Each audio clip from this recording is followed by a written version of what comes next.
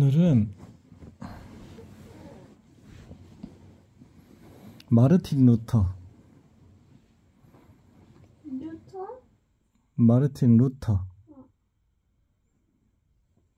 대해서 이야기해 줄게. 루터는 1485년? 그즈음에 태어났을 거야. 루터는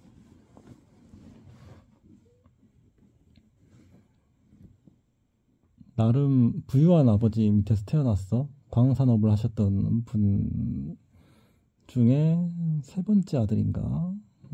위에 형들이 있었다 하더라고. 그리고 동생들은 너 있었어? 일단 형제가 2명 있었대. 응? 형제가 2명 있었고, 동생들은 있었겠네? 동생들이 그건 명확하지가 않네. 나중에 마르틴 루터가 성직자가 된다고 했을 때 아버지가 엄청 반대했었거든. 왜? 근데 성직자가 뭐야? 신부. 응. 신부. 그러니까 지금으로 치면 목사가 된다고 했을 때 아버지는 스님이셨어? 응? 스님. 아니, 아버지는 광산업을 하셨어. 응. 사업하셨다는 거지, 사업. 응. 많이 반대했었는데 당시 유럽에 그 전염병이 많이 돌았었거든. 가지고 형제 2명이 다 죽어버렸대.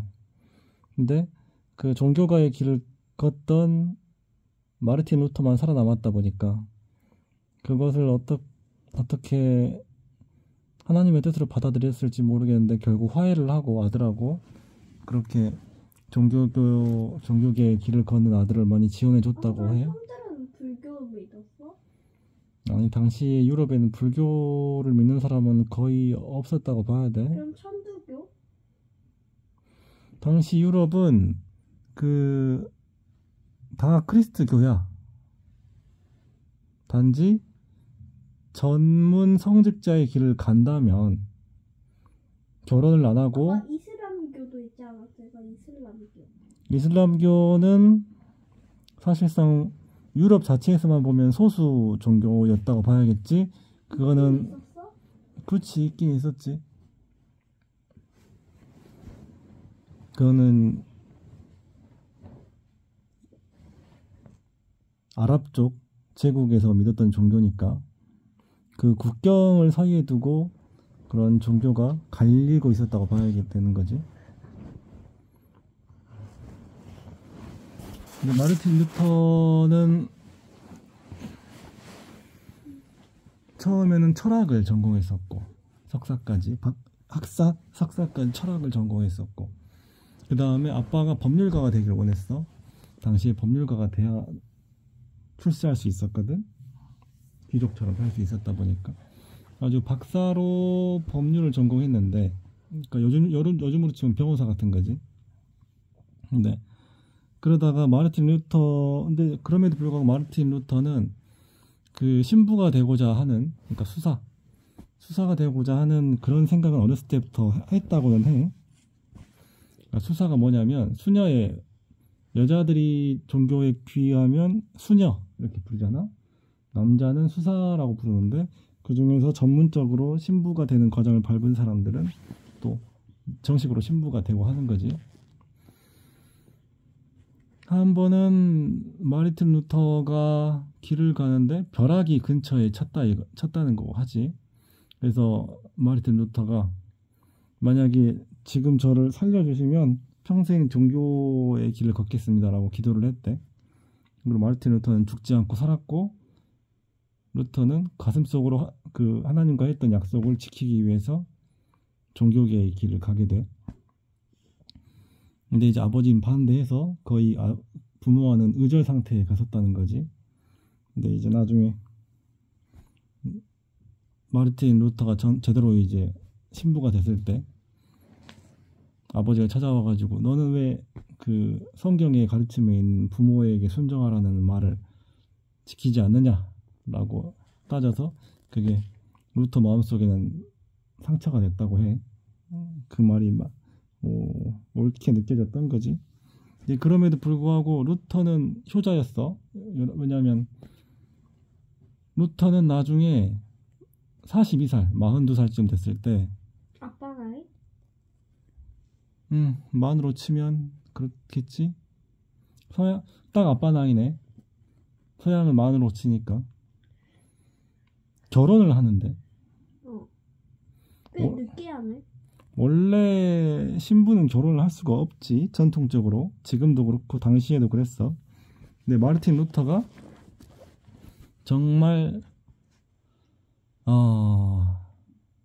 급진적으로 결혼을 해버리는데, 누구와 결혼을 하냐? 안용복?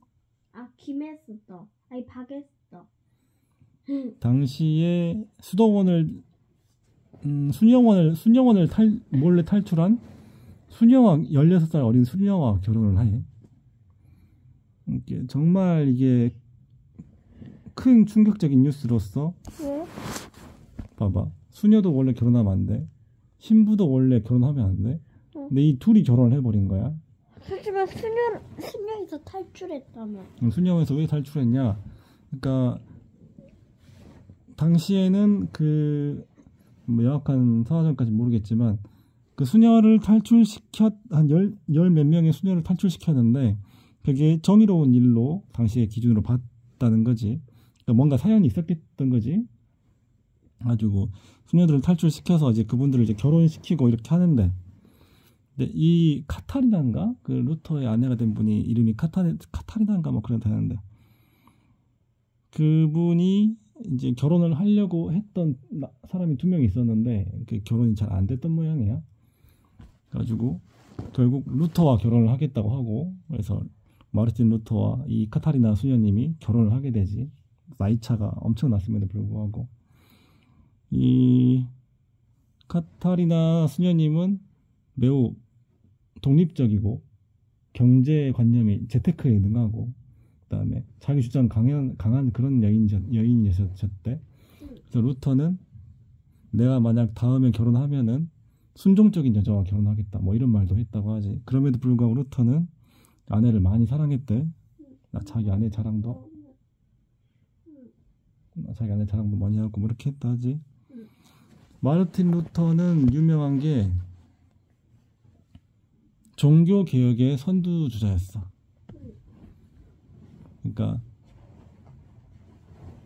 당시에 교황이 면죄부란 걸 팔았거든. 여기서 면죄부란 거는 돈을 내면 어떤 죄는 다 용서해 주겠다, 이제 이런 표인데, 헌금에 대한 표인데, 실은 이제 그 전통이 옛날부터 그 전부터도 있었던 건데, 이 당시 교황이 레오 10세인가 됐을 거야. 그 레오 10세가 정치에도 관여하고 당시 성당도 크게 지으려다 보니까 빚을 많이 졌던 모양이지. 그러다 보니까 이 주교 자리도 매관 매직 사고 팔기도 하고, 매관 매직도 하고, 그다음에 교황청에서도 돈이 많이 필요하다 보니까 이런 면죄부를 팔고, 또는 팔 수 있는 권리도 팔고 이랬던 모양이야. 근데 그게 너무 많이 팔고 그 범위도 너무 넓혔던 모양이지. 예를 들어서 살인과 신성모독을 제외한 모든 죄를 용서할 수 있다고 해. 신성모독이 뭐야? 신성모독이라는 거는 이제 하나님을 정면으로 이렇게 비난하고 모독했다는 그런 죄이겠지. 그러다 보니까 심지어는 과거에 저지른 죄뿐만 아니라 미래에 저지를 죄까지도 미리 용서해주는 뭐 그런 기능까지 했다고 하지. 이제 마르틴 루터가 보기에는 이는 너무나도 부패하고 성경의 가르침과도 다르다, 이렇게 해서 그 행동에 대해서 비판을 했고, 그러면서 이 루터가 참 운이 좋았던 게 2가지 시기가 겹쳤어. 첫 번째는 그 교회의 권위 추락과 왕권의 강화 시기가 이때 딱 맞아 들어졌고, 2번째는 인쇄술의 발달 시기가 이때와 딱 겹쳤단 말이야. 그래서 마르틴 루터는 실은 어렸을 때 머리가 매우 좋았는데 특히 라틴어를 매우 잘했어. 그래서 라틴어를 매우 잘하다 보니까 당시 성경들은 다 라틴어로만 쓰여 있었거든. 그러니까 이 신부님들이 본인만 성경책을 읽을 수 있었던 거야. 이 나머지 사람들은 신부님들이 해석해주고 읽어주는 대로만 이걸 받아들여야 했지. 즉 성경에 대한 독점권이 있었던 거지. 왜냐하면 읽을 수가 없으니까. 라틴어는 어려운 언어고 배우지도 않고 하니까. 근데 당시 마르틴 루터가 라틴어에 매우 뛰어난 실력을 가지고 있다 보니까 라틴어를 독일어로 번역을 해서 써주면 그거를 그래서 라틴 성경을 독일어로 그거 한다고 문제 퀴즈에 나왔는데 그랬었구나. 그러면 인쇄업자들이 이 마르틴 루터의 성경을 막 인쇄해서 팔았어. 이게 인기가 있고 돈이 되다 보니까 그랬겠지. 이제 그러니까 순식간에 마르틴 루터의 성경책과 마르틴 루터의 종교에 대한 이론 그리고 종교 개혁에 대한 이론이 전 유럽으로 퍼지게 됐고 마르틴 루터가 매우 유명한 사람이 됐지. 그리고 그때 몇 세? 몇 년이었어? 그게 1510년대부터 1520년대까지 일이야. 그리고 당시에 제후들이 마르틴 루터를 보호해 주려고 했고 이게 뭐 여러 가지 이유가 있겠지. 왕권의 강화를 위한 면도 분명히 있을 거고 그리고 그때는 우리나라는 조선이었지. 그렇지. 우리나라 조선이 1392년인가 1398년인가 이때 건국이 됐었어. 그리고 태조가 이성계가 그러니까 조선 세워지고 한 120, 30년 지났던 때지. 그리고 아무리 들어도 그 루터의 말이 맞거든. 그런 명분이 있었다는 점. 그리고 그 중에 그 한 명의 선 제후가 프리드리히라는 제후가 특히나 루터를 보호해야 하려고 했었어. 뭐 그런 점 등이 루터가 오래 살아남게 된 계기가 됐던 거지. 그리고 당시에 루터를 좀 이렇게 관리한다고 했어야 될까? 루터의 상급자들도 그 루터를 말리면서도 가능하면 루터를 보호하려고 했었어. 그런 것도 어찌 보면 종교적 양심이 루터 같은 어떤 올바르고 똑똑하고 바른 말 할 줄 아는 사람을 좀 지켜주고자 했던 그런 미묘한 선이 있었던 것 같아. 그 전까지는 그런 바른 말 하는 사람들은 보통 사형을 당했지. 화형을 당하거나 이단으로 찍혀서 도저히 살아남을 수가 없었지만 이 시기적 요인과 루터라는 인물의 강한 매력 또는 이 종교적인 정당성 이런 부분들이 잘 미묘하게 잘 일치가 돼서 마르틴 루터가 종교 개혁의 출발점이 됐던 거지. 출발점.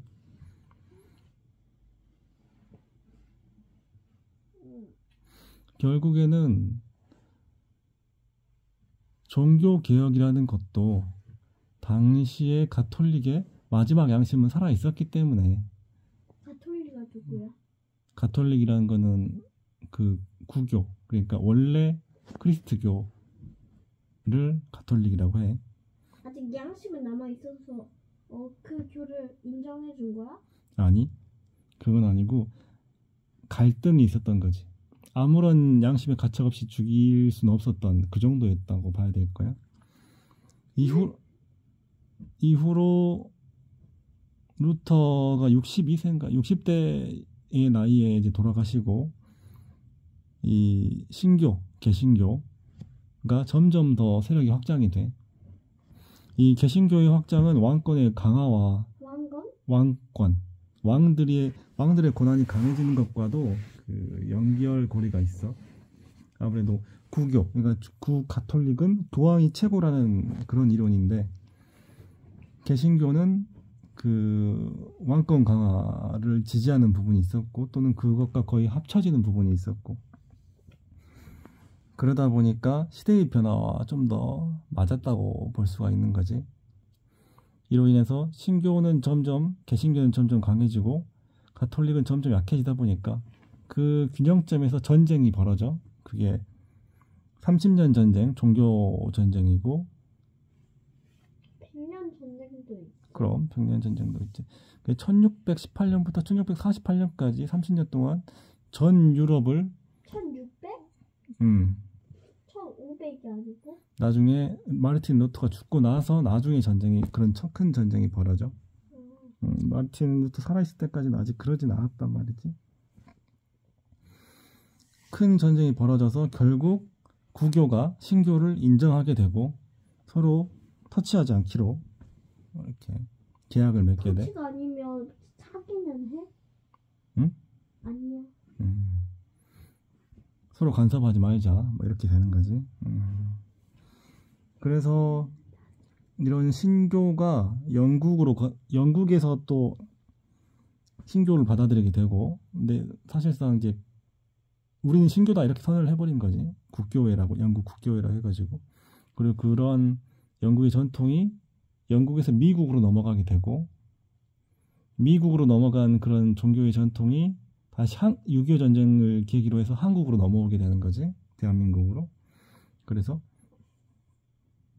원래 조선시대에 이미 들어와 있었던 가톨릭이 또 대한민국에 있었고, 이 미국 파병 등을 통해서 대대적으로 들어온 이러한 개신교의 전도도 우리 대한민국에서 많이 이루어졌지. 그래서 우리 대한민국 종교가 많이 꽃피우게 됐고, 많은 사람들이 개신교와 가톨릭을 현재도 믿고 있는 거야.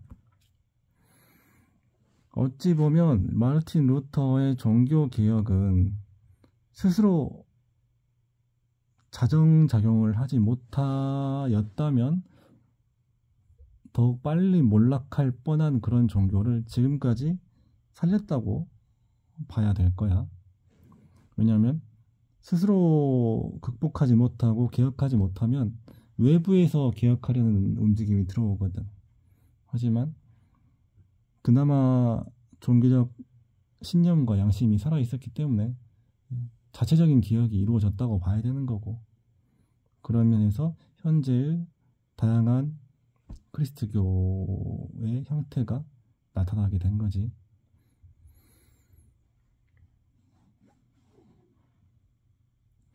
누구나 현실의 부조리함과 비리와 부패에 대해서 인식은 많이 한단 말이야. 하지만 그거에 대해서 공식적으로 비난하고 비판하는 거는 실은 매우 어렵고 잘 받아들여지지 않는 경우가 많아. 마르틴 루터처럼 시기가 잘 맞고 본인의 그런 강직한 성품과 능력이 있고, 그리고 결국에는 종교적으로 하나님의 이끄심이 또 있었다고 봐야겠지. 그렇게 해서 마르틴 루터를 시작으로 뭐 칼뱅파라든가 뭐 다양한 이 프로테스탄트 개신교들이 세워져서 전 세계에 또 전도가 됐던 거야. 이제 실은 이제 부정하는 사람도 있지만 이슬람도 실은 이런 그 가톨릭과 어느 정도의 종교적 교리가 일치하는 부분이 있어. 예를 들어서 이슬람 쪽에서도 예수님을 성스러운 사람으로 보고, 그리고 구약 성경에서 일정 부분을 또 공유를 해. 이제 이런 부분에 대해서는 이제 아니라고 반박하는 사람도 많고 하지. 근데 이제 이슬람은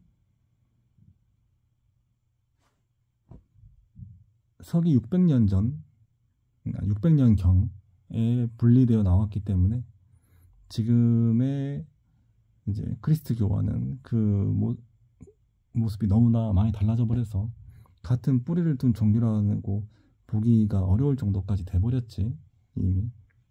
하지만 구교와 신교는 15세기 경에 나뉘어졌기 때문에 비슷한 면이 많아. 그리고 이미 그때는 성경이 어느 정도 체계화가 된 후이다 보니까 같은 성경을 쓴다는 것만으로도 이제 그 모습이 지금까지 유사할 수가 있는 거지. 경전이 달라져 버리면 다른 종교가 되어 버리니까. 마르틴 루터는 많은 자손을 남겼어. 6명이나 자녀를 남겼어. 그래서 그런 면에서 아버지께 효도도 하게 됐던 부분이고,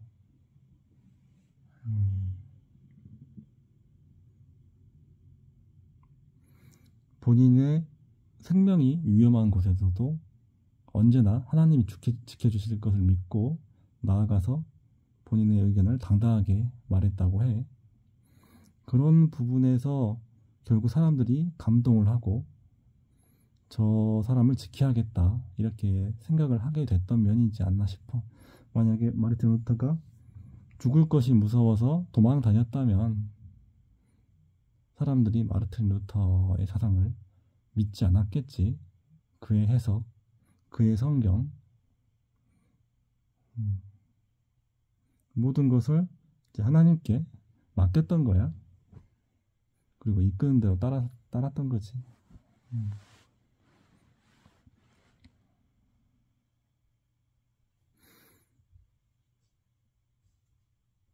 실은 그런 순종적 삶을 마르틴 루터만 살았겠냐마는